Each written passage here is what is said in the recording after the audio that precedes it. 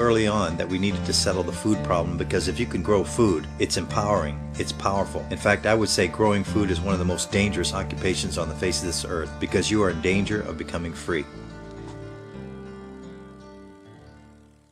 The trail is dark and dusty, the road is kind of rough. It was started back there when the hippie movement, I was part of that. It had a transformation back then. I think the defining moment had something to do with the Vietnam War. That generation that I was part of was graduating from college, and they were being subject to the draft. The war ended in the fun times for me, and I had to be serious about things. And then I found myself thinking, hey, wait a minute, there's different ideas, there's alternatives to think about. And so I put on the brakes and backtracked and said, what can I do that I really want to do, that I really need to do? I started asking questions about, hey, what are we here for, and what do we put on this earth to do? And asking questions, I guess that's a dangerous thing. Today, agriculture is going far beyond nature to produce new miracles. 2001, when we found out that genetically modified food had entered the food supply, I said, you did what? To me? To my food? To my children? And as soon as I knew that they had attacked my children with this foreign stuff, I got mad and I said I had to stop this once and for all, because we were just fiddling around. This was a seminal moment that I said I'm not going to take this any longer. I knew I couldn't do much about the air we breathe and the water we drink, but when it came to putting this alien food into my children's mouth, I wasn't going to let that happen. So I said we are going to grow as much food as we can here.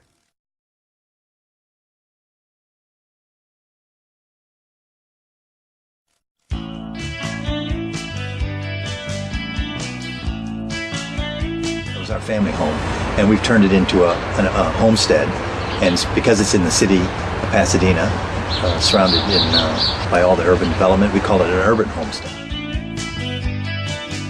We have a major street. We're right by Old Town Pasadena. Another freeway comes through here, so we're smack dab between two freeways. We're on 1/5 of an acre here, but 1/10 is cultivated. So our property is 66 by 132.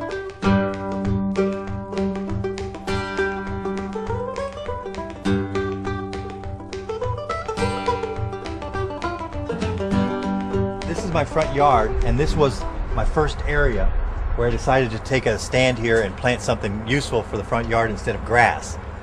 I said that grass was costing me too much money and water, too much time. It would never look that good, and I decided to make some changes.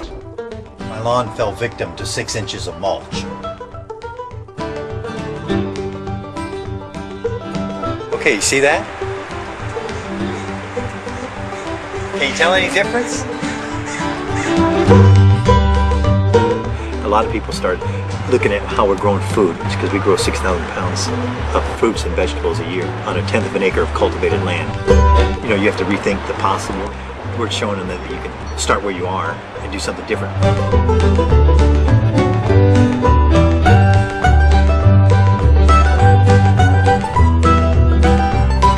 Depending on the season, we would say we can get up to 80% of our vegetarian diet grown on our property in the summertime. In the wintertime, we go back to about 50 to 60%.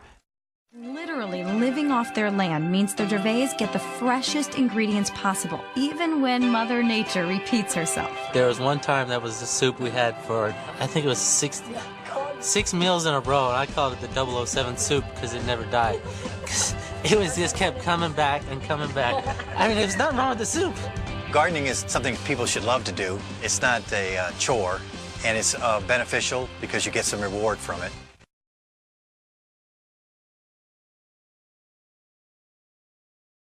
They say the average salad travels 1,400 miles to get to the table. We chose to go a step backwards.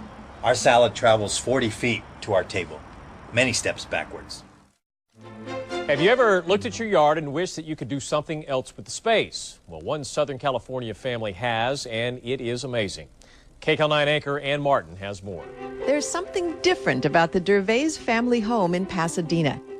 The traditional green lawn has been replaced by a thriving organic garden. We're blessed with Southern California weather, so we can grow almost all year round. So why not take advantage of it? Jules Gervais and his family take advantage of every square inch. This is beautiful arugula here. Yeah. Do you mind if I just Sure, you can help yourself. Yeah. So it's all organic, I can just eat it. Yeah, that's right. Nothing's on there. Oh, really good. Here comes lunch. How beautiful is that? All right. Isn't this wonderful? Sitting outside with a beautiful salad we picked ourselves. This is wonderful. And, you know, picking it right then. So what was it, picked half hour ago? Mm-hmm. So you had... The delicious taste of this salad is all the argument that you would ever need to grow your own variety of vegetables in your backyard. It's so good. It's really wonderful, Jules.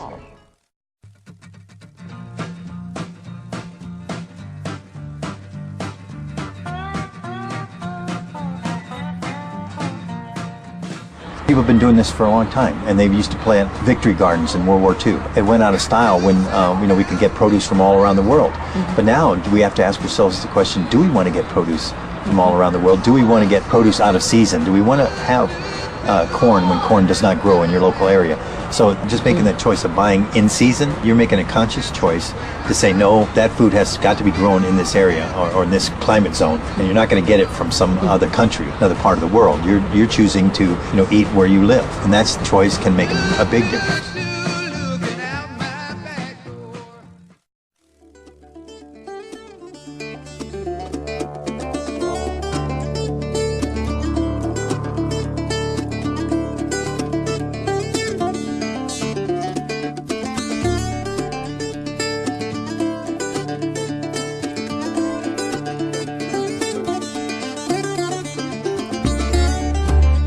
See, but we just picked those today. It's almost like his own garden. You know, it doesn't go through any handling, extra handling, or go through the market, and they bring it back. It just goes straight. It's a direct route.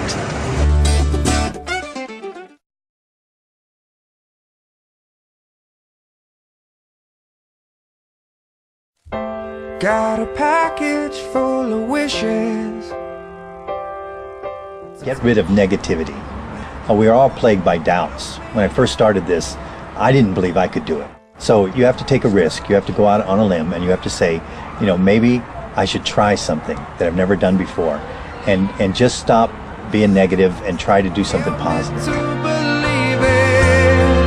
What kind of world do you want?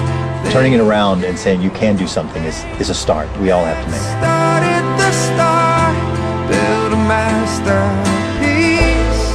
Don't look for others to change. You start by changing yourself.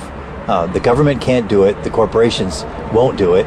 So what we have to do is we look to ourselves and point the finger straight back at ourselves and say, what can I do? Because change begins with you. History starts now.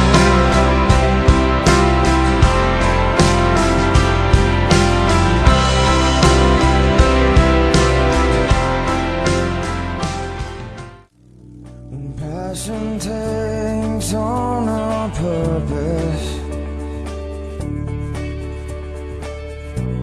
When searching ones embrace the light, you'll know it's here. When the lost find a name they're believing in, and the fallen